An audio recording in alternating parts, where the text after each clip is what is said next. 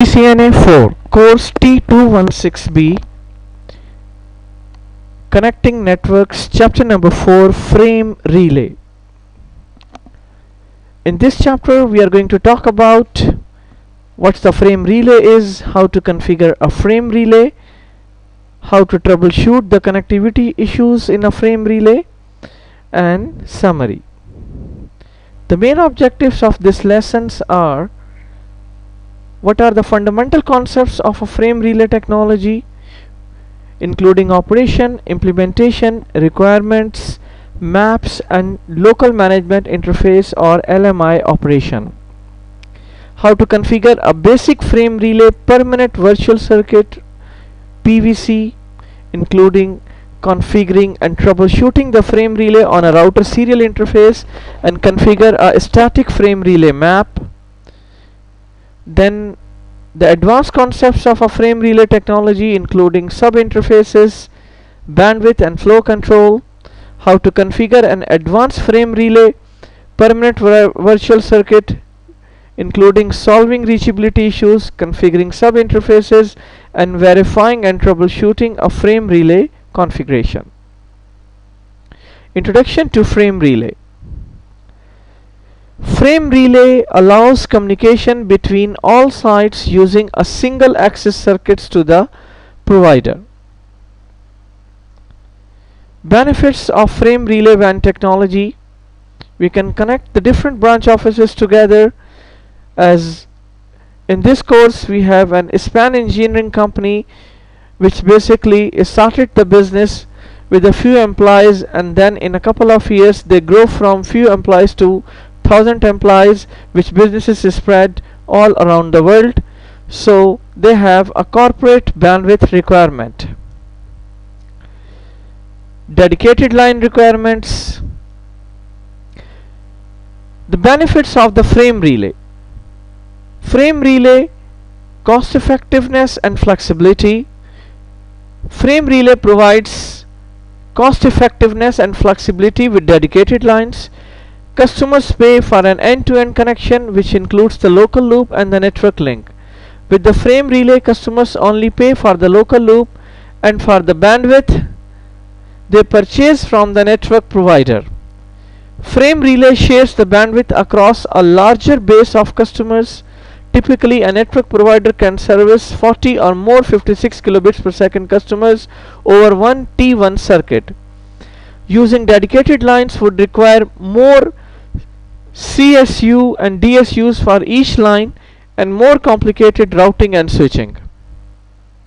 Virtual circuits. Switched virtual circuits or SVC, which established dynamically by sending signaling message to the network. Permanent virtual circuits or PVC, they are pre-configured by the carrier, and after they are set up only operate in a data transfer and idle modes. Virtual circuits are identified by the DLCIs. Frame relay DLCIs have local significance, which means that the values are not unique in the frame relay WAN. A DLCI identifies a virtual circuit to the equipment at an endpoint. A DLCI has no significance beyond the single link.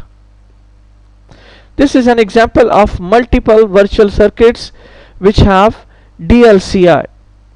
Multiple virtual circuits on the same access links, they are distinguishable by using the DLCI. This is how the frame relay encapsulation packets looks like. Frame relay technologies like frame relay star, hub with one physical link carrying the 5 virtual circuits. Frame relay address mapping on a router. This is an example of a frame relay address mapping which is configured on router 1 on the serial interface 0/0/1 by giving the IP address, and then encapsulation type is a frame relay, and then we can issue a command frame relay map, and then broadcast, and finally no shutdown. Once the frame relay is configured, we can issue a command show frame relay map, which shows us the status of the frame relay on a concerned map. Local management interface or LMI.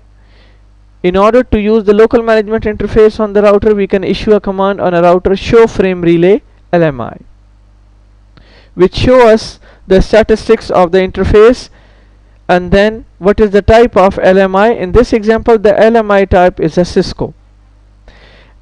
LMI extensions, different VC status messages, multicasting, global addressing, and simple flow control. For example, VC identifier 0 identify the VC types such as LMI is a ANSI type or ITU types. VC identifiers between 1 to 15, they are reserved for future use. VC identifiers between 992 to 1007 is CLLM. VC identifiers between 1008 to 1022, they are reserved for future use, ANSI and ITU. VC identified between 1019 to 1020, multicasting Cisco.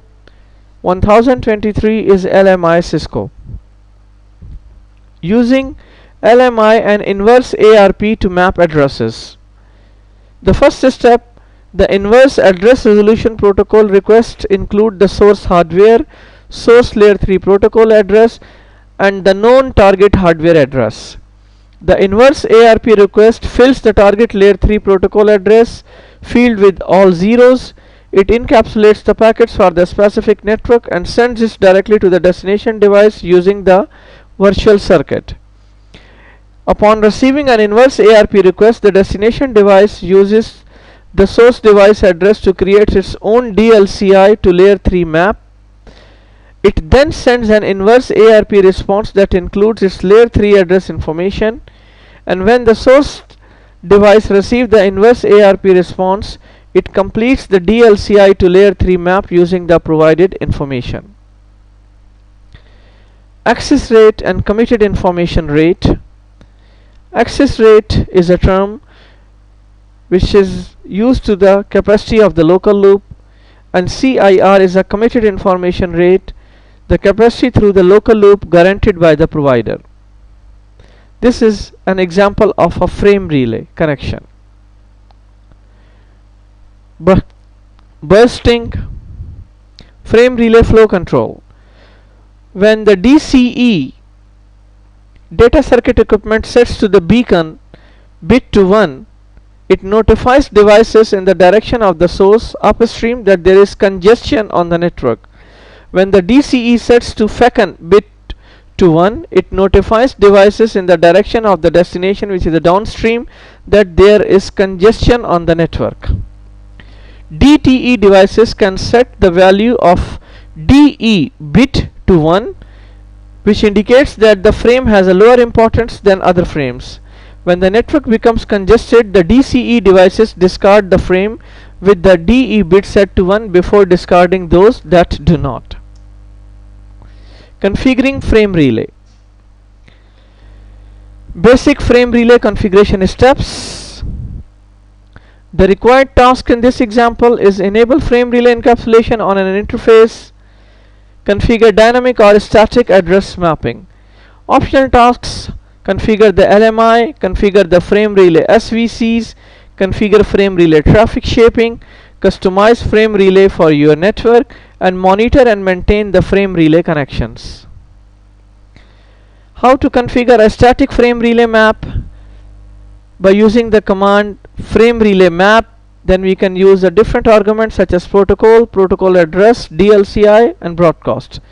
Protocols define the supported protocol, bridging or logical link control such as IPv4, IPv6, AppleTAC, Descent, DLSW, IPX, LLC2, RSRB, WINES, and XNS. Protocol address defines the network layer address of the destination router interface. DLCI defines the local DLCI used to connect to the remote protocol address. Broadcast is an optional field in a frame relay map command which allow broadcast and multicast over the virtual circuit. This permits the use of dynamic routing protocols over the virtual circuit. How to verify a static frame relay map? We can issue a command on a router such as show frame relay map, which shows us the static frame relay map. Configuring some sub-interfaces. Sometimes the reachability issues occurs on a frame relay. Frame relay network provides NBMA connectivity using a hub and spoke technology between the remote sites. In an NBMA frame relay topology, when a single multi-point interface must be used to interconnect multiple sites, routing updates reachability issue may result split horizon, broadcast or multicast replication, neighbor discovery, designated router and backup designated router. How to solve the reachability issues? Disable the split horizon. This is one method for solving the reachability issues that are produced by a split horizon. It may be turn off a split horizon. However, disabling the split horizon increases the chance of routing loops in the network. Full mesh topology. This is another method which is used a full mesh topology. However, this topology increases the costs. Sub-interfaces. In a hub and spoke frame relay topology, the hub router can be configured with logically assigned interfaces called sub-interfaces. Configuring point-to-point sub-interfaces. In this example, on a router, we have issued a command in order to configure point-to-point sub-interfaces, interface serial, then number, and then sub-interface number. And then we have to assign a DLCI by giving a command frame relay interface DLCI and then DLCI number. In this example, we have configured point-to-point sub-interfaces. On a router 1, we started with interface serial 0/0/1. Then we have issued a command encapsulation frame relay no shutdown exit. Then on the interface serial 0/0/1 .102 point-to-point is a sub-interface by giving the IP address and appropriate subnet mask by assigning the bandwidth, and then frame relay interface DLCI number is 102 exit, and then exit from the sub-interface, and then we have configured the similar options. Troubleshooting connectivity. Verifying the frame relay operation on a frame relay interface. We can issue a command on a router's interface by giving show interface serial 0/0/1, and by seeing an appropriate message, we can know the issues related to that interface. In this example, on the router interface serial 0/0/1, LMI type is a DLCI, which is identified number, LMI type is Cisco, and frame relay is DTE. In order to verify the frame relay operations, especially LMI operations, we can issue a command show frame relay LMI, which shows us basically the total statistics about the network, how many bytes sent and how many bytes or messages received. Further, to verify the frame relay operations related to the PVC status, we can issue a command show frame relay PVC by its identifier. In this case, the identifier is 102, which is basically a DLCI number, and we can see here DLCI 102 usage local PVC status is active, and the interface where the PVC configured, it's a serial interface with the appropriate DLCI number. How many FACN packets are sent, outbound backend packets received, and total number of in and out packets. How to verify the inverse ARP on a frame relay operation. On a router 1, we can issue a command clear frame relay inverse ARP or in ARP, and then we can issue a command show frame relay map, and this shows us the statistics about the inverse ARP. Troubleshooting the frame relay operations, we can issue a command on a router interface by using a debug frame LMI, which give us different options such as interface, in this example serial 0/0/1, then interface type, DLCI numbers is the status for both inbound and outbound interfaces. Chapter 4 summary. So in this chapter we talked about the fundamental concepts of the frame relay technology, including operation, implementation requirements, maps, and local management interface, LMI operation. Then we talked about how to configure a basic frame relay permanent virtual circuit, including configuring and troubleshooting frame relay on a router serial interface and configure a static frame relay map. Then we discusses the advanced concepts of frame relay technology, including sub-interfaces, bandwidth, and flow control. We talked about frame relay permanent virtual circuits, including solving reachability issues, configuring sub-interfaces, and verifying and troubleshooting a frame relay configuration. This concludes CCNA 4 chapter number 4. Thank you for watching.